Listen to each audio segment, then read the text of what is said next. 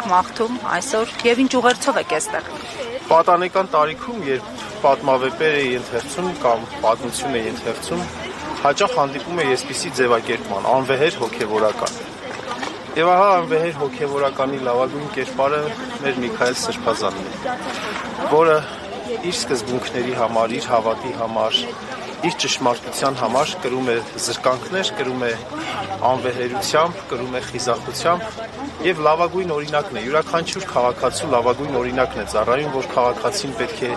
ինչպիսին պետք է լինի։ Ես մեր Սրբազանին առողջություն եմ ցանկանում, շուտապույտ ապաքինում եմ ցանկանում, իսկ Հայաստանին այնպիսի ընթացք, որ այսպիսի խայտառակություններ այլևս երբեք չկրկնվեն, մեր լուսավոր հոգևոր հայրերը երբեք ու երբեք չհայտնվեն ճաղերի ետևում։ Շնորհակալություն։